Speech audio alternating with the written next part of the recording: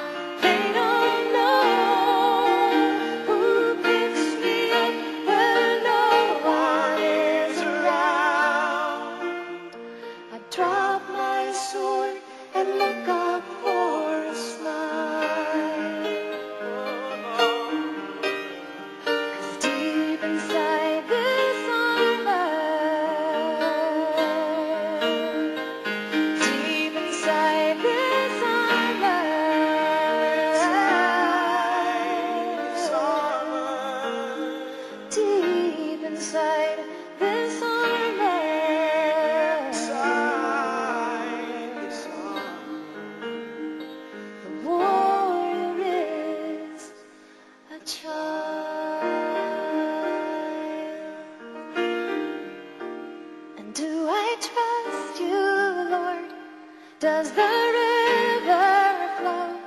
Do I trust you, Lord? Does the north wind blow? You can see my heart, you can read my mind, and you've got to know I would rather die than to lose my faith in the one I love. Do I trust you, Lord? Do I trust you? Oh,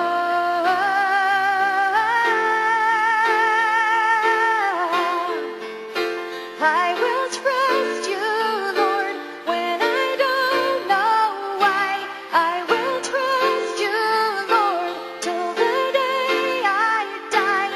I will trust you, Lord, when I'm blind with pain.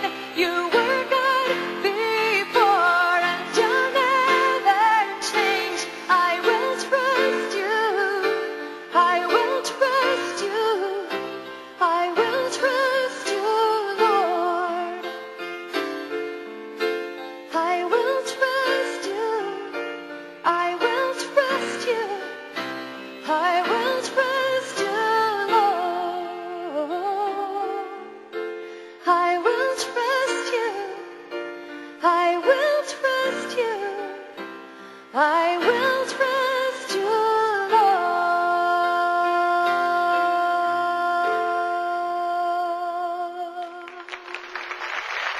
Naalala ko yung sabi ng Panginoong Hesus na ang tao ay hindi lamang nabubuhay sa tinapay kung hindi sa bawat salita na namumutawi sa bibig ng Diyos. At pinag-isipan ko sa atin pong pagbubulay-bulay, saan ba natin mapapakinggan yung mga salita na namumutawi mula sa bibig ng Diyos? In the first place, hindi naman natin nakikita ang bibig ng Panginoong Diyos at hindi rin natin naririnig literally. Kaya sa atin pong pagbubulay-bulay, naalaala ko sa mismong karanasan ng Panginoong Hesus kung papaano niya itinuro sa kanyang mga alagad yung mga salita ng Diyos Ama na nagpalakas ng loob sa kanya bilang isang tao. At una, naalala ko sa mga salita ng Diyos ay ginamit po ang pagmamasid sa kapaligiran. Tingnan natin, sa Lumang Tipan, pinakasikat po yung tinatawag na Psalm 23 o ang awit ng dakilang pastol para sa pinakamakapangyarihang pastol na lumikha. Ang sabi po dito, ang Panginoong Diyos, ang aking pastol, hindi ako mangangailangan. Well, nakita natin dito yung mga nagpapastol ng mga tupa, nasa kanilang version ng kabukiran nung panahon na yon, nakita nila, narinig nila ang mga pangako ng Diyos sa pamamagitan ng pagmamasid sa mga pangkaraniwang bagay na kanila pong nakikita sa kabukiran. At naihalintulad nila ang pagmamalasakit ng Diyos kagaya ng isang dakilang pastol sa kanyang mga tupa. Kung ikaw ay titingin sa iyong kapaligiran, kung ikaw ay nag-aalaga ng mga hayop, o kaya naman meron kang mga pets, at ikaw ay maaring kinakausap ng Diyos sa pamamagitan ng mga bagay na ito, ano kaya ang sinasabi ng Diyos patungkol sa kanyang katangian at sa isang katiyakan na gusto niyang maranasan mo at panghawakan mo? Ang tawag po dyan, serendipity. Yun bang personal na nangungusap ang Diyos sa atin sa pamamagitan ng mga tinatawag sa education na object lesson? Pero hindi naman object yung mga hayop, sila po ay mga living things, mga bagay na nilikha ng Diyos. So, tumingin ka ngayon sa iyong kapaligiran. Tumingin ka kung ano ang pwedeng sinasabi ng Diyos sa iyo personally, kagaya ng sinabi dun sa mga pastol, at kahit na marahil kay Haring David, kaya nawika niya at nung sumulat ng Psalm 23, "The Lord is my shepherd." At iyan po ay isa sa mga nababasa ng Panginoong Hesus nung panahon niya, kasi yan ay bahagi ng kasulatan o ng scripture na inabutan na ng Panginoong Hesus. Nandyan din po yung kanyang pagtuturo na ang Diyos Ama sa langit ang hardinero. God is the vine dresser as Jesus Himself is the vine. Ang Panginoong Diyos ang nag-aalaga sa atin na para po bang mga halaman na nagbubunga ng sagana kung nananatiling nakaugnay sa kanyang anak na si Jesus. Yan naman ang tingnan natin ngayon, mga halaman sa ating kapaligiran. Papaano natin makikita doon ang prinsipyo ng pamumunga ng sagana at pamumunga ng may kagalakan habang nakaugnay sa Panginoong Diyos. Tingnan mo ngayon yung mga halaman sa kapaligiran mo. Kaya nga maganda may mga tanim tayong halaman kahit na mga simple lang. Sapagkat pwede itong gamitin ng Diyos para magturo sa atin ng mga bagay at mga leksyon, at ito po ay pwedeng salitang namumutawi mula sa bibig ng Diyos. Ginagamit niya pagtuturo sa pamamagitan ng mga kagaya ng mga tupa sa Psalm 23 o kagaya naman ng puno ng ubas sa John chapter 15. At natatandaan ko, ginamit din ni Apostol Pablo doon naman sa Ephesians chapter 6. Yun naman pong the full armor of God. Sa pamamagitan naman ng kasuotan ng mga sundalo ng mga Romano, nakita niya ang mga pangako ng Diyos. Nandyan yung breastplate of righteousness, nandyan yung helmet of salvation, nandyan yung belt of truth, nandyan yung shoes of the readiness to spread the gospel. So itong mga bagay na ito, mga kaibigan, nagpaalaala sa Panginoong Hesus, sa mga lingkod ng Diyos, sa katapatan ng Diyos, sa mga bagay na tungkol sa Diyos na kinakailangan lagi po nating naaalala. Kinakabahan ako kasi masyado na tayo ngayong nakadepende sa ating mga gadgets. Baka pati yung mga katangian ng Diyos ay nasa atin ng smartphone at hindi na sa ating mga kalooban. Dapat po, yung mga katangian ng Diyos, yung mga pangako ng Diyos, yung mga salita ng Diyos na ating pinanghahawakan, wala sa ating telepono, wala sa iClouds. Dapat nasa ating kaisipan, dapat nasa ating puso, dapat nasa ating mga kalooban. Tumingin ka ngayon sa mga object lessons kagaya ng armor of God na ipinaliwanag sa Ephesians chapter 6. Sa mga gamit mo sa bahay, baka merong sinasabi ang Diyos, nangungusap sa sayo. Sa mga gamit na nasa kapaligiran mo, baka may mga bagay na gustong sabihin ng Diyos in a serendipitous moment. Ano kaya yon na pwede mong panghawakan patungkol sa kanyang mga katangian sa iyong buhay? Halimbawa, kagaya nito, napakalawak ng kapaligiran. For me, parang sinasabi ng Diyos, ang aking pag-ibig, ang aking kapangyarihan ay ubod ng lawak at ito ay higit pa sa iyong mga pangangailangan. Sana kaibigan, patuloy tayong magbulay-bulay sa mga pangako at salita ng Diyos na pwede pong ipahayag niya sa atin sa personal na kaparaanan sa pamamagitan ng mga bagay na nasa ating kapaligiran. Tandaan natin yung example ng Psalm 23 sa pamamagitan ng mga pastol at mga tupa. Yun po example ng John chapter 15 sa pamamagitan ng Diyos Ama na siyang hardinero sa puno ng ubas at ang Panginoong Hesus, ang puno ng ubas, tayo ang mga sanga. At sa pamamagitan ng ginamit ni Apostol Pablo sa Ephesians chapter 6 na baluti ng kawal ng Diyos. Ano naman kaya ang sasabihin sa iyo ni Lord in a very personal way na pwede mong panghawakan patungkol sa kanyang mga pangako, patungkol sa kanyang mga katangian? Patuloy tayong magbulay-bulay sa mga bagay na ito.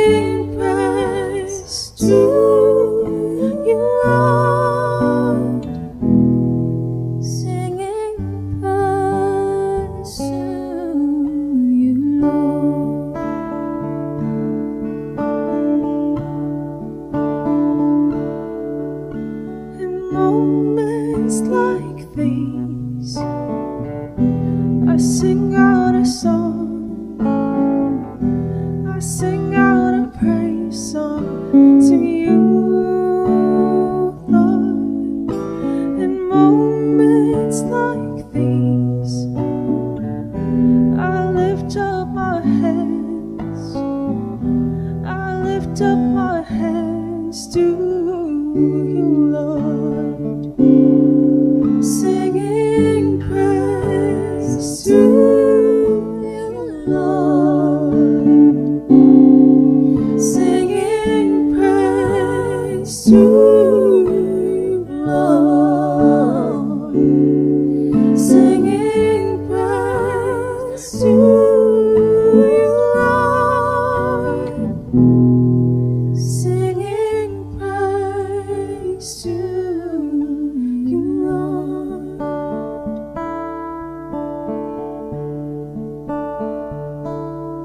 singing praise to you, Lord, singing praise to you, Lord, singing praise to you, Lord. Let it be a sweet, sweet sound in your ear.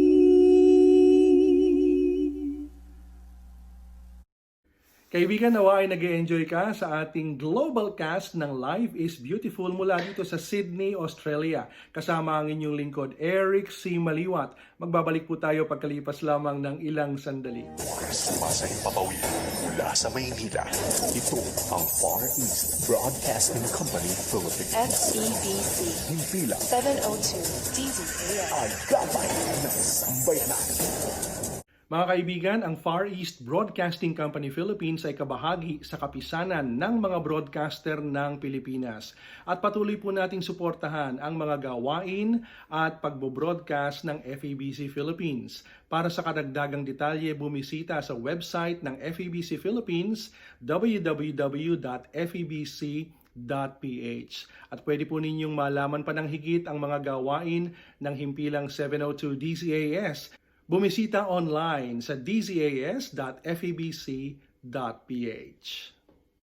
Ito pong mga millennials, yung mga nakababata ngayon at kasama na rin siyempre yung kanilang mga anak o kaya baka mga apo na ninyo ay mayroon pong kakaibang sitwasyon na tinalakay ng isang author at public speaker na kilalang-kilala ngayon, si Simon Sinek. At ipinapaliwanag niya kung bakit kakaiba ang kanilang paningin sa buhay at ang kanilang behavior at apektado rin ang kanilang pag-uugali na bagaman maraming naidudulot na mabuting bagay ay marami ring dulot na pagkabagabag o kaya naman ay pagbabago na hatid ay stress. Pakinggan po natin ang kanyang paliwanag at maganda rin na ito po'y mapakinggan ng inyong mga anak sapagkat lagi nating sigurong sasabihin ganyan na talaga panahon ngayon, wala tayong magagawa dyan. Meron po tayong magagawa kung tayo ay nakakaunawa at naging handa at humahakbang ng tama. Narito po si Simon Sinek patungkol sa millennial question.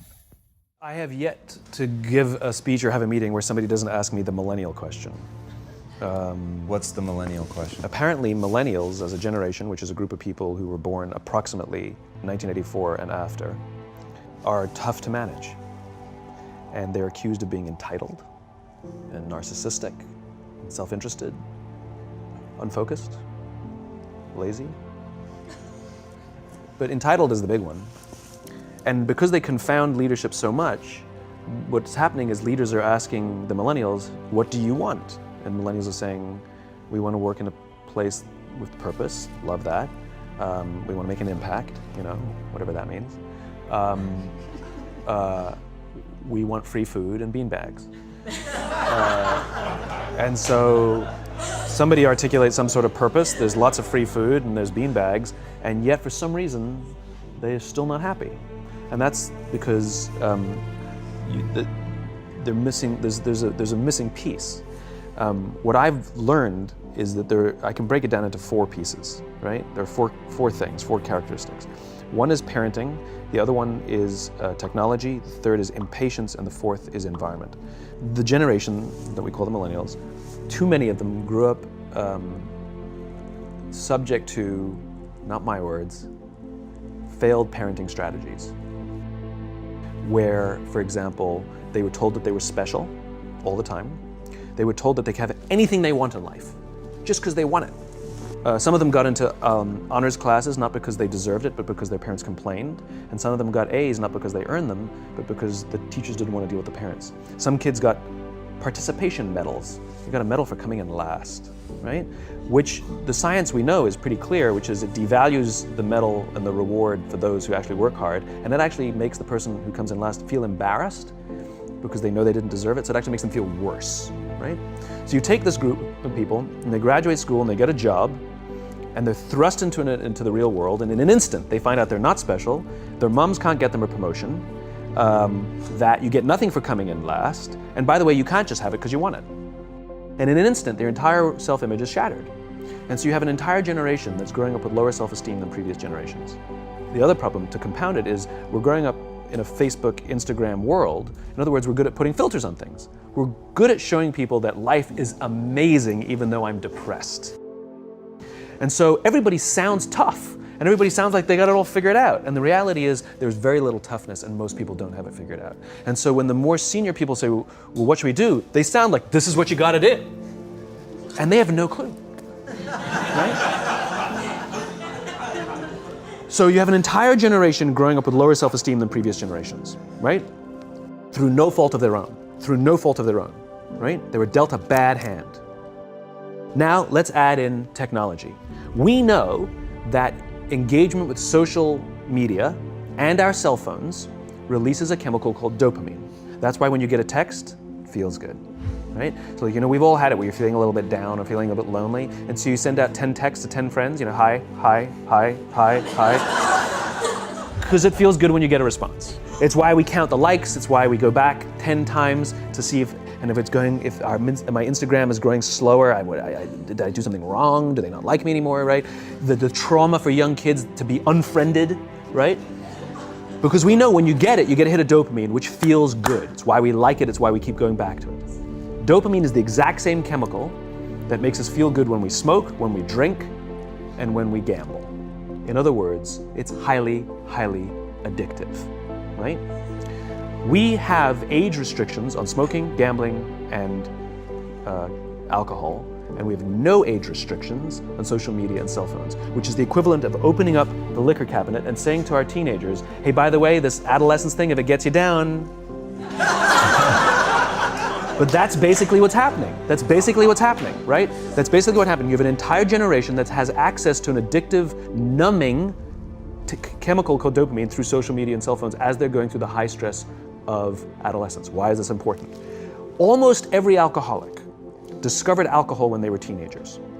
When we're very, very young, the only approval we need is the approval of our parents. And as we go through adolescence, we make this transition where we now need the approval of our peers.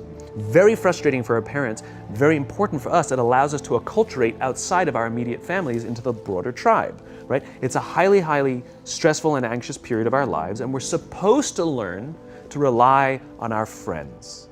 Some people, quite by accident, discover alcohol and numbing effects of dopamine to help them cope with the stresses and anxieties of adolescence. Unfortunately, that becomes hardwired in their brains, and for the rest of their lives, when they suffer significant stress, they will not turn to a person, they will turn to the bottle. Social stress, financial stress, career stress, that's pretty much the primary reasons why an alcoholic drinks, right?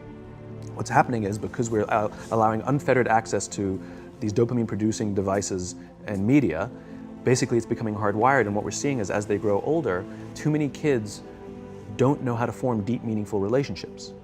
Their words, not mine. They will admit that many of their friendships are superficial. They will admit that their friends, that they don't count on their friends, they don't rely on their friends, they have fun with their friends, but they also know that their friends will cancel on them if something better comes along. Deep, meaningful relationships are not there because they never practice the skill set, and worse, they don't have the coping mechanisms to deal with stress. So when significant stress starts to show up in their lives, they're not turning to a person, they're turning to a device, they're turning to social media, they're turning to these things which offer temporary relief. We know, the science is clear, we know that people who spend more time on Facebook suffer higher rates of depression than people who spend less time on Facebook. These things balanced. Alcohol is not bad, too much alcohol is bad. Gambling is fun, too much gambling is dangerous. There's nothing wrong with social media and cell phones. It's the imbalance. If you're sitting at dinner with your friends and you're texting somebody who's not there, that's a problem. That's an addiction. If you're sitting in a meeting with people you're supposed to be listening to and speaking, and you put your phone on the table, face up or face down, I don't care, that sends a subconscious message to the room that you're just not that important to me right now, right? That's what happens. And the fact that you cannot put it away is because you are addicted, right? If you wake up and you check your phone before you say good morning to your girlfriend, boyfriend, or spouse, you have an addiction. And like all addiction, in time, it'll destroy relationships, it'll cost time, and it'll cost money, and it'll make your life worse. So you have a generation growing up with lower self-esteem that doesn't have the coping mechanisms to deal with stress. Now you add in the sense of impatience. They've grown up in a world of instant gratification. You want to buy something, you go on Amazon, it arrives the next day. You want to watch a movie? Log on and watch a movie. You don't check movie times. You want to watch a TV show? Binge. You don't even have to wait week to week to week, right? I know people who skip seasons just so they can binge at the end of the season, right? Instant gratification. You want to go on a date? You don't even have to learn how to be like, hey. You don't even have to learn and practice that skill. You don't have to be the uncomfortable one who says yes when you mean no and says no when you mean no, but yes when you don't have to swipe right. Bang, I'm a stud. Right? You don't have to learn the social coping mechanisms. Everything you want, you can have instantaneously.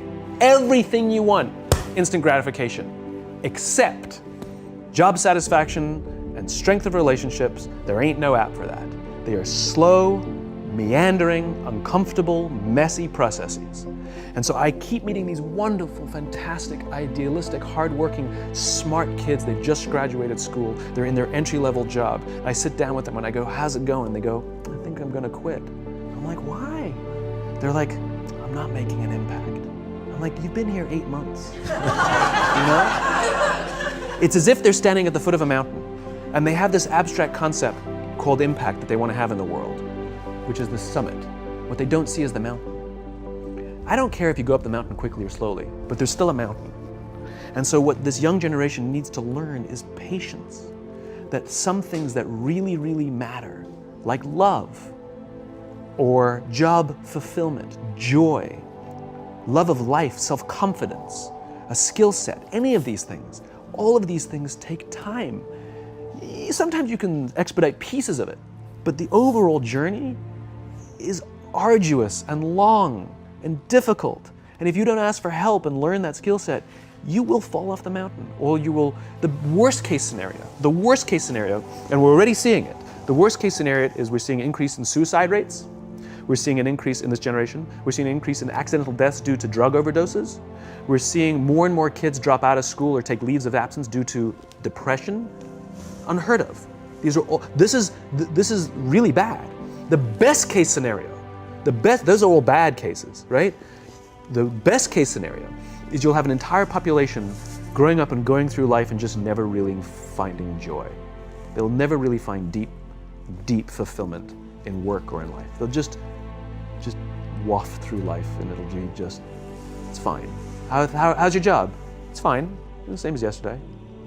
How's your relationship? It's fine. Like that's the best case scenario. Which leads me to the fourth point, which is environment. Which is we're taking this amazing group of young, fantastic kids who are just dealt a bad hand. It's no fault of their own. And we put them in corporate environments that care more about the numbers than they do about the kids. They care more about the short-term gains than the long-term life of this young human being. We care more about the year than the lifetime, right? And so we are putting them in corporate environments that aren't helping them build their confidence, that aren't helping them learn the skills of cooperation, that aren't helping them overcome the challenges of a digital world and finding more balance, that isn't helping them overcome the need to have instant gratification and teach them the joys and impact and the fulfillment you get from working hard on something for a long time that cannot be done in a month or even in a year. And so we're thrusting to them in corporate environments, and the worst part about it is they think it's them. They blame themselves. They think it's them who can't deal. And so it makes it all worse. It's not. I'm here to tell them it's not them. It's the corporations, it's the corporate environments, it's the total lack of good leadership in our world today that is making them feel the way they do. They were dealt a bad hand, and I hate to say it, but it's the company's responsibility. Sucks to be you, like we have no choice, right? This is what we got, and I wish that society and their parents did a better job. They didn't. So we're getting them in our companies, and we now have to pick up the slack. We have to work extra hard to figure out the ways that we build their confidence. We have to work extra hard to find ways to teach them the social skills that they're missing out on. There should be no cell phones in conference rooms. None. Zero. And I don't mean the kind of like sitting outside waiting to text. I mean like when you're sitting and waiting for a meeting to start, this is what we all do. We all sit here and wait for the meeting to start. Meeting starting? Okay. And we start the meeting. No, that's not how relationships are formed. Remember we talked about it's the little things? Relationships are formed this way. We're waiting for a meeting to start and we go, how's your dad? I heard he was in the hospital. Oh, he's really good. Thanks for asking. He's actually at home now.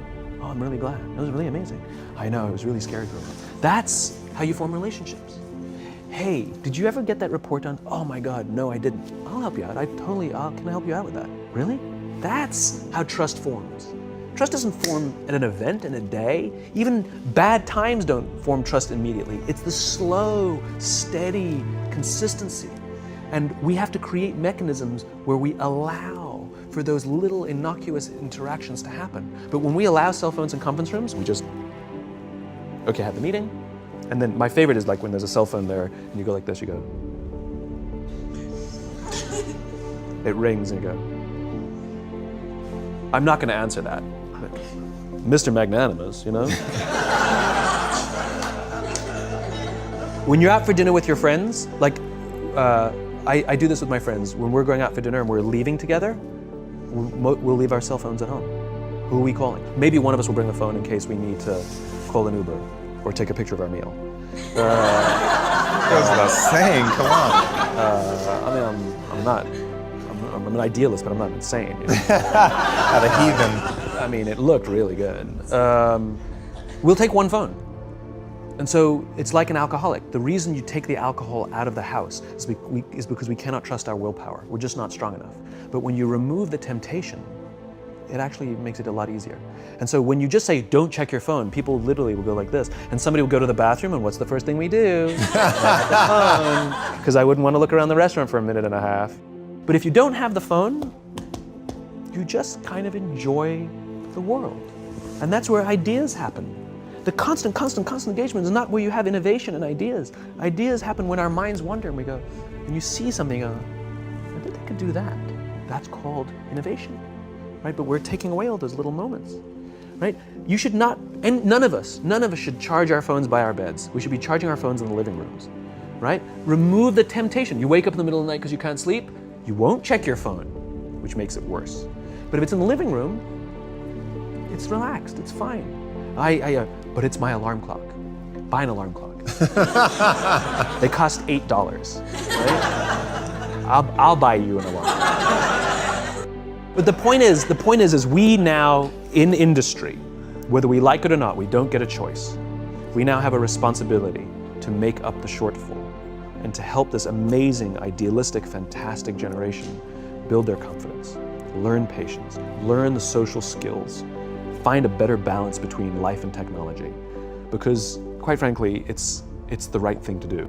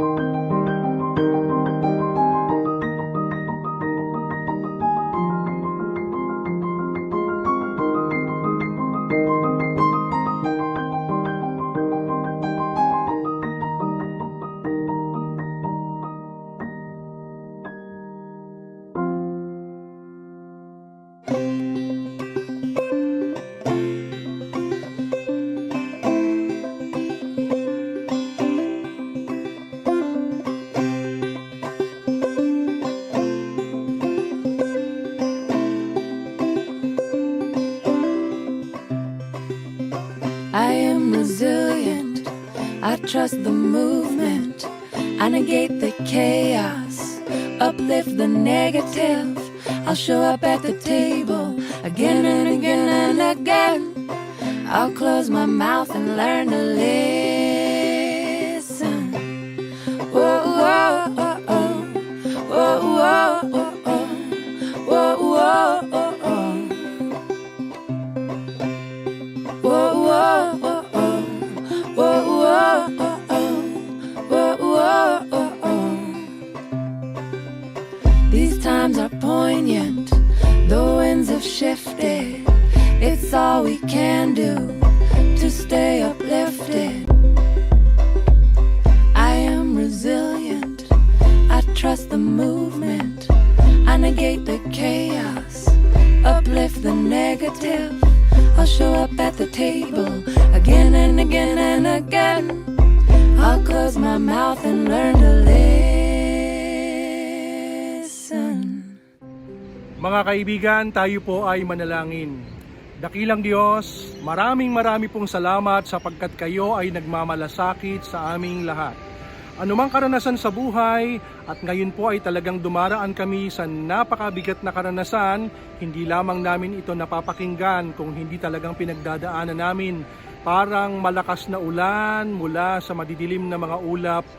Pero Panginoon, kayo po ay kasama namin sa mga ulap na makakapal kahit na umuulan at malalakas ang hangin. Panginoong Diyos, dalangin po namin na patuloy na maluwalhati ang inyong pangalan sa lahat ng aming mga pinagdaraanan. At dalangin po namin ang katatagan, ang kalakasan at patuloy na biyaya sang-ayon sa inyong kayamanan sa langit. Panginoon, pagpalain po ninyo siya na nanonood, nakikinig sa mga sandaling ito. Nawa ay patuloy niyang maranasan ang iyong kalakasan. Patuloy nawa niyang maranasan, Panginoon, ang iyong kabutihan.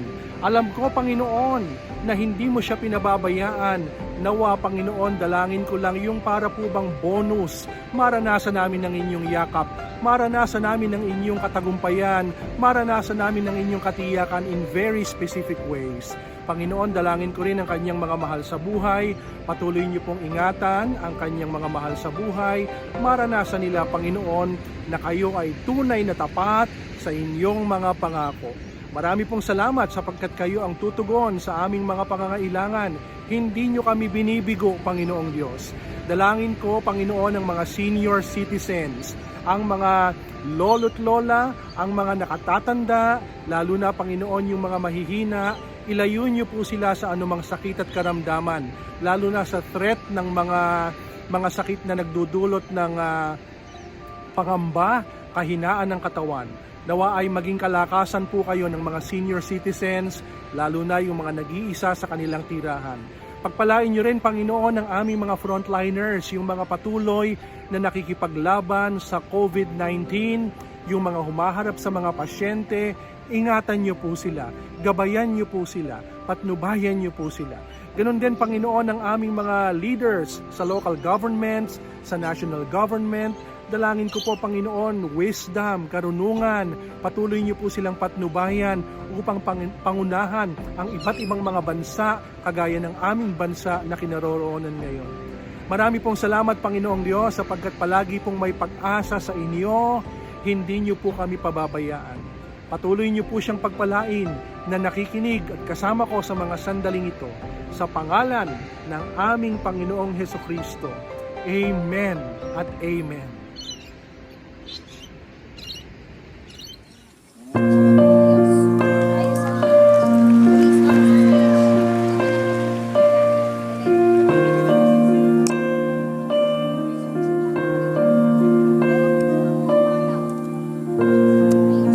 Kay dami ng nangako, kasiyahan ng dala, ngunit parang may kulang.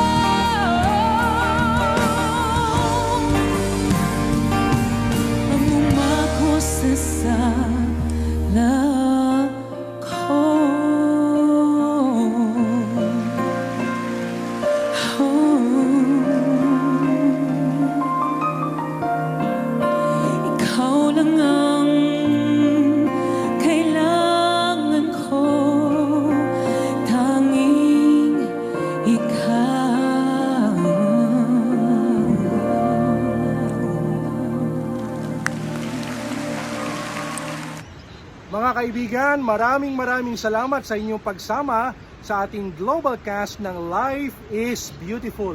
Kasama ang ating mga technical directors mula sa Manila, Philippines at ang ating mga musicians from all over. Ako po ang inyong lingkod, ang inyong resilience coach, Eric C. Maliwat, mula dito sa Sydney, Australia. I am glad you are with me. Take care and the Lord bless you.